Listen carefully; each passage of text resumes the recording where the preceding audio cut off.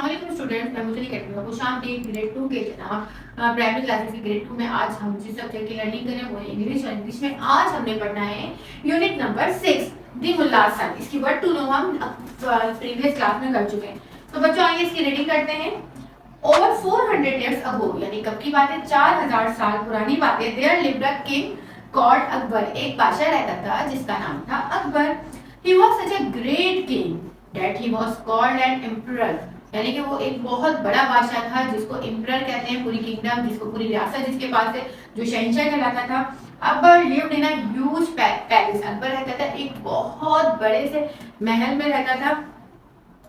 Eight Akbar's court, और अकबर के court में there were many famous people, जहाँ उसके मिनिस्टर्स भी होते थे तो उनके साथ साथ बहुत सारे लोग भी होते थे। There were artist and musicians, dancers and poets and clever scientist and writers too. यानी कि उसके जो अकबर के कोर्ट में जो लोग आते थे उनमें राइटर भी होते थे, डांसर्स भी होते, डांसर्स होते थे, आर्टिस्ट होते थे और बहुत सारे क्लेवर पीपल्स होते थे, म्यूजिशियंस होते थे, मतलब जो इंटरटेनमेंट करते थे। There was also a very funny man, और उनके साथ साथ एक बहुत ही फनी मैन होता था। जो फनी कहते हैं, जो बहुत मजाक करता था, जो बहुत ही जोक्स करता था। और उसको सब क्या बुलाते थे, उसको बुलाते थे मुल्ला दो प्याजा। क्या कहते थे? Mulla Do Piyaza. The Mulla made the emperor laugh, और मुल्ला क्या करता था, बादशाह को बहुत हंसाता था। When the emperor was sad, और जब बादशाह उदास होता था, ही कॉल्ड द मुल्ला, वो किसको बुलवाता था? वो मुल्ला को बुलवाता था। वेयर इज माय फ्रेंड दो प्याजा, और वो कहता था कि मेरा फ्रेंड जो दो प्याजा है वो कहाँ पर है? Bring him to me now, और वो कहता था कि मुल्ला दो प्याजा को मेरे पास फौरन ला। दी सर्वेंट इन द कोर्ट, जो भी लोग कोर्ट में होते थे उस वक्त, ऑल डायरेक्शंस, वो तमाम डायरेक्शंस में, तमाम जगहों पे, तमाम हर जगह उसको ढूंढते थे। फिर soon Mulla Do Piyaza was brought before the emperor, और फिर जब सब लोग मुल्ला दो प्याजा को ढूंढ रहे होते थे तो फिर आखिरकार वो जो मुल्ला दो प्याजा होता था वो कुछ टाइम के बाद फौरन उसको पकड़ के बादशाह के पास ले आते थे। The emperor forgot all his trouble. He rolled about with laughter. और जब मुल्ला तो प्याजा आता था वो अपनी बातों से, अपने फन से, अपनी मजाक से जो है बादशाह को इतना हंसाता था, बादशाह अपनी सारी परेशानियां, सारी फिक्रें भूल जाता था और हंस हंस के उसके पेट में क्या हो जाते थे, बल पड़ जाते थे। द सर्वेंट, अच्छा इसके बाद Mulla Do Piyaza really was a very funny man. अच्छा ये एक बिल्कुल बिल्कुल बिल्कुल बिल्कुल फैक्ट है, रियलिटी है कि मुल्ला तो प्याजा कहता वाकई बहुत ही फनी मैन था, बहुत अच्छा आदमी था, बहुत मजाक करता रहता था। Nothing surprise him and nothing shock him, यानी ना ही वो कभी शॉक होता था, ना ही वो कभी परेशान होता था, ना ही कभी हैरान होता था।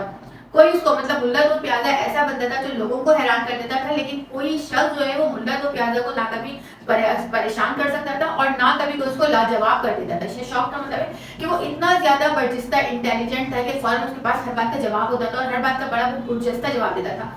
तो मुल्ला तो प्याजा इतना इंटेलिजेंट है, इतना फनी मैन था, और कोई शख्स है मुल्ला तो प्याजा को कभी भी सरप्राइज, हैरान नहीं कर सका, ना कभी उसको कोई शॉक में डाल सका।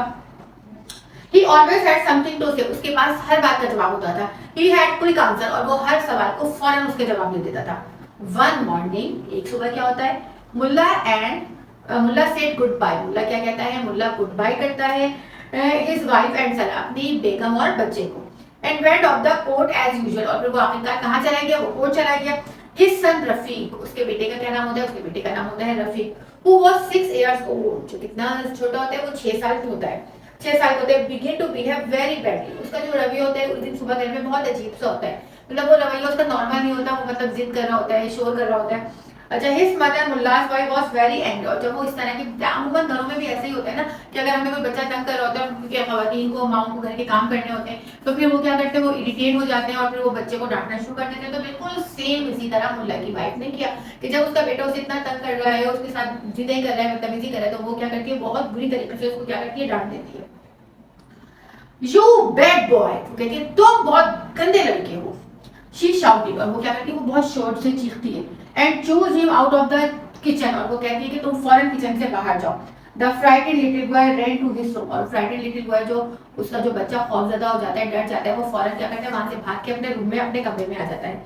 And he under the bed, और वो कहाँ छुप जाता है, वो बेड के नीचे चला जाता है। His mother decided to leave him there, और फिर उसकी अम्मी सोचती है कि मैं उसको यहीं पे छोड़ दूंगी। Rafiq state under the bed all day, और उसकी माँ क्या करती है, उसकी माँ को पता होता है लेकिन वो इग्नोर कर देती है और वो अपने बेटे को सारा दिन उधर ही छोड़ देती है। और रफीक क्या करता है, वो सारा दिन वहीं बेड के नीचे होता है। Rafiq very badly today, Mulla's wife said when the Mulla return in the evening, जब मुल्ला घर वापस आता है अपने काम से, तो उसकी बीवी बताती है कि आज पूरा दिन रफीक का रवैया बहुत बैड था, बहुत खराब था। आई चेस्ड हिम, और जब मैं उसके पीछे गई and he is hiding under his bed. वो कहती है जब मैं उसके पीछे गई तो वो अपने आप को उसने छुपा लिया बेड के नीचे।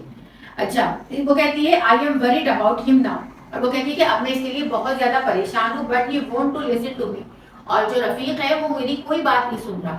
तो वो कहती है यू गो टू हिम, उसकी बीवी कहती है कि आप जो है रफीक के पास जाएं, टॉक टू हिम, उससे बहुत प्यार से बात करें और उसको खाने के लिए लेकर आए। मतलब क्योंकि वो बच्चा तो पूरा दिन बेड के नीचे रहा अपनी माँ के खौफ से, तो माँ कहती है कि मैंने उसको निकाला नहीं, दोबारा से लाएंगे, लेकिन मुझे फिक्र है उसकी कि वो पूरा दिन वहां रहा है। आप उससे प्यार से बात करें कि वो क्यों इतनी जिद कर रहा है और उसको मना के खाने के लिए लेकर आए। अच्छा, Mulla Do Piyaza went to room Rafiq room immediately. जब मुल्ला तो प्याजा ने सुनता है कि बच्चा सारा दिन उसके नीचे रहा, तो वो तो फौरन जाता है अपने बच्चे के रूम में। ही पिपिड अंडर द बेड, वो यूं झांक के देखता है बेड के नीचे। यस देयर ही वाज, और वहां पे उसको नजर आ जाता है resting peacefully against the wall, और वो आराम से ऐसे दीवार से सिरहाने लग के बैठा होता है। The Mulla did not went to frighten Rafiq, अच्छा मुल्ला ने रफीक के साथ कोई उसको डराया नहीं, धमकाया नहीं, ना शोर मचाया, उस पर चीखा चिल्लाए, ना डांटा। ही लेट ऑन द फ्लोर, और वो क्या करता है वो फर्श पे लेट जाता है। And put his head right under the bed, और वो अपना सर कहाँ रख देता है बेड के नीचे रख देता है। The little boy smile brightly, और उसका जो बेटा होता है वो बहुत ही ज्यादा चमकदार मुस्कुराता है। हेलो फादर ही सेड, वो कहते हैं अपने बाप से कि हेलो फादर, यानी कैसे हैं आप, have you been punished too, और वो कहते हैं क्या आपको भी सजा मिली है।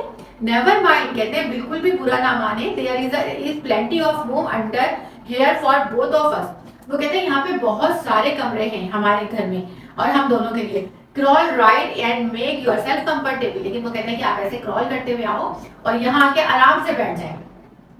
मतलब वो समझता है मुल्ला तो प्यादा जब आके उसके अपने बच्चे के साथ बैठता है तो उसका बच्चा समझता है कि उसको भी पनिश मिली है for the first time in his life, और मुल्ला तो प्यादा जो है फौरन सरप्राइज हो जाता है अपने बच्चे की ये बात सुन के कि वो अपने बच्चे को जवाब क्या देगी, क्या उसे भी सजा मिली है। मतलब उसका बच्चा तो यही समझ रहा है कि बैठ के नीचे तो वही लोग आते हैं जो पनिश होते हैं, उसकी माँ उसको डांटती है वो वहां चला जाता है, और माँ दोबारा लेने नहीं आती, तो वो यही समझता है कि मुझे पनिश मिली है।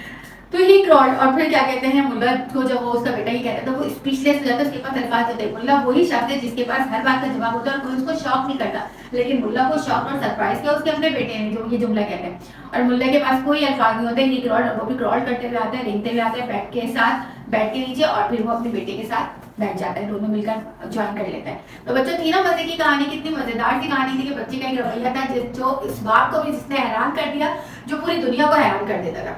तो अब आप इस चैप्टर को दोबारा से पढ़िए, अच्छे से पढ़िए, इसकी स्टोरी को समझिए कि कैसे कैसे हैरानकुन वाक़यात होते हैं। कभी बहुत ही इंटेलिजेंट शख्स होता है, लेकिन कभी कभी उसका अपना बच्चा उसको ज़्यादा शॉक्ड और ज़्यादा सरप्राइज कर देता है। ठीक है, इसके साथ ही मुझे इजाज़त दीजिए और नेक्स्ट क्लास में हम इसकी कॉम्प्रिहेंशन करेंगे। अपना बहुत सारा ख्याल रखिएगा, लेकिन बिल्कुल नहीं भूलेंगे वीडियो को लाइक करना, शेयर करना और चैनल को सब्सक्राइब करना। इजाज़त दीजिए मुझे, अल्लाह हाफिज़।